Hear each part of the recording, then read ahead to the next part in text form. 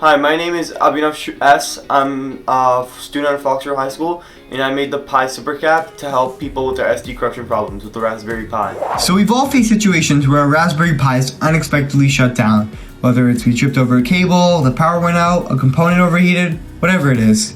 And what's really dangerous about these situations is that it can lead to an SD card corruption. And obviously nobody wants that. You lose valuable files, information, etc. So in order to combat this problem, we came up with the PiZ-SupCap. And so what happens is you connect this PiZ-SupCap directly to the Raspberry Pi Zero through these 40 GPIO pins right here. And then you connect this USB cable which directly charges the Raspberry Pi to these 5-volt GPIO pins right here. And while it's directly charging the Raspberry Pi, as we can see here, it's turned on.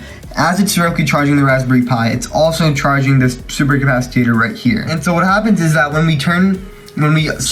for whatever reason, the USB cable loses connection to the Raspberry Pi and it stops charging it, the Super Capacitor takes over and starts charging the Raspberry Pi instead. And as you can see, it's charging the Raspberry Pi right now. This can last for up to 45 seconds of battery time, enough time for you to either plug your cable back in or write a program. So let's plug this back in. And so then another key piece of information is that the power that it's being sent to GPIO pin number 4 right here, power is being sent to GPIO pin number 4 here directly through this USB cable. And the Raspberry Pi reads that as high or 1. And so when we unplug this USB cable right here, it reads the power coming from GPIO pin as 0 or low. And through this information, we can write a program which will automatically shut down the Raspberry Pi when it detects the USB cable has been pulled to avoid any SD card corruption. This is a program I've created to automatically shut down the Raspberry Pi 4 when it detects the state of GPIO pin number 4 as low. So you can go over this more in depth in the description, but I'm just going to skim over it real quick. So we import all of our necessary functions. We set up the GPIO mode. It's a BCM pin numbering, so use the GPIO number, not the pin number. We set up GPIO pin number 4 as an input pin, and then we run a quick while loop. If GPIO pin.input 4 is equal to 0, so if it's low, it will first sleep for 6 seconds. So that will give you time to plug back in the cable if for whatever reason you accidentally tripped over or accidentally fell or whatever. And you can increase this time to as long as you want, up to 30 seconds, 45 seconds. And then if after those 6 seconds GPIO.input 4 is equal to 1, it passes and it goes back through here. But if it's not equal to 1 after 6 seconds, it will execute the shutdown command right here and shut down the Raspberry Pi 4. And if GPIO.input is equal to 1, then it passes. So yeah, that's the basic program, and let's run. So one more thing before we run our program, we want to make sure that it starts up every time we reboot the Raspberry Pi, so we don't have to run it every time.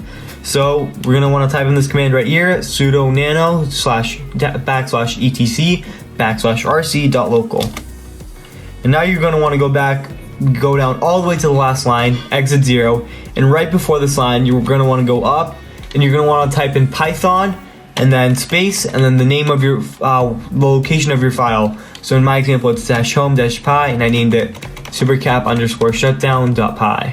And so there we go. Now we can run this program. We unplug our Raspberry, the USB cable from the Super Capacitor, and then we don't plug it back in. So after 9 seconds, it will shut down. So let's just go ahead. Let's unplug this.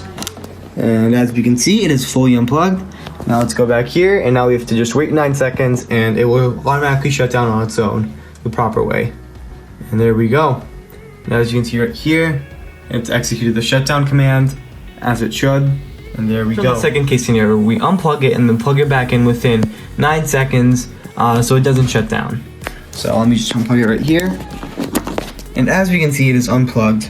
And now let me just plug this back in, and there we go. And then we'll just wait a few seconds, and as we can see, it is not shutting down, so that means that works. And yeah, thank you for supporting this project. I hope this showed you something, and thank you for supporting PiZ-SupCap.